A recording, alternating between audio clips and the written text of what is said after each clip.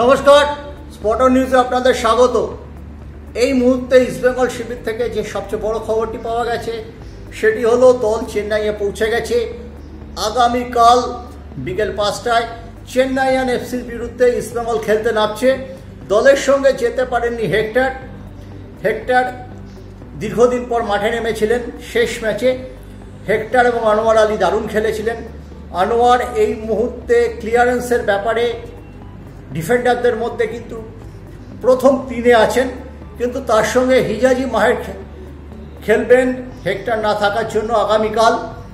পাশাপাশি চেন্নাই উড়ে যাওয়ার আগে সৌভিক চক্রবর্তী ঠিক ক্লাবের সঙ্গে তাল মিল রেখে বাংলাদেশের হিন্দু নির্যাতনের ব্যাপারে নিজে একটি টুইট করেছেন। সৌভিকের সেই বক্তব্য নিয়ে ময়দানে কিন্তু আলোড়ন চলছে। এই ম্যাচে অত্যন্ত গুরুত্বপূর্ণ খেলোয়াড় তিনি এবং সল ক্রেসপো এই মুহূর্তে ইন্ডিয়ান সুপার লিগে প্রতিপক্ষের পেনিট্রেটিভ জোনে থ্রু পাওয়াস দেওয়ার ব্যাপারে সেরা, তার ওপরই ভরসা রাখতে চলেছেন অস্কার বুজো। আমরা দেখেছি সল ক্রেসপোকে পেন ম্যানেজমেন্ট এবং ওয়ার্কলোড ম্যানেজমেন্টের ওপর গত 5 দিন তিনি জোর দিয়েছেন, যাতে সল ক্রেসপো পুরো ফিট থেকে নিজেকে 100% দিতে পারে। কিন্তু প্রশ্ন হলো চেন্নাইয়ের ধারাবাহিকতার অভাব। তারা কিন্তু রয়েছে 9ম স্থানে। তারা পেয়েছে আপাতত 12 পয়েন্ট 9টি খেলে। ইস্টবেঙ্গল আছে 13তম স্থানে। কিন্তু এই ম্যাচের দিকে যেটা সবচেয়ে বড় ব্যাপার হচ্ছে যে চেন্নাই কিন্তু মেহমান স্পোর্টিংয়ের কাছেও হেরে গিয়েছিল। কলকাতায় মোহনবাগান সুপার জায়ান্ট 1 নম্বরে থাকা দল, তাদের সঙ্গে তীব্র লড়াই করে হেরে গিয়েছিল।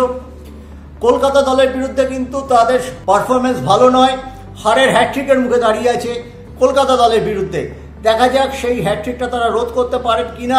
ইস্টবেঙ্গল কোচ আইএসএল মিডিয়াকে এদিন আবার বলেছেন যে আমি গোটা চেন্নাই দল নিয়ে ভাবছি, জর্ডনকে রুখতে হবে বা কোনো নির্দিষ্ট প্লেয়ারকে নিয়ে নয়, আমি পুরো দলটাকে নিয়ে ভাবছি এবং আমার কাছে হোম ম্যাচ এবং অ্যাওয়ে ম্যাচের মধ্যে খুব একটা ডিফারেন্স নেই। অতএব গ্যালারিতে প্রচুর সমর্থন থাকবে, অপরিচিত পরিবেশে খেলতে হবে, সেই সবটা কোনো ফ্যাক্টর নয় আমাদের কাছে। আমরা যে মোমেন্টামটা ফিরে পেয়েছি সেটাই ধরে রাখতে হবে। এটাই ছিল ইস্টবেঙ্গল শিবিরের সবচেয়ে বড় খবর এই মুহূর্তে।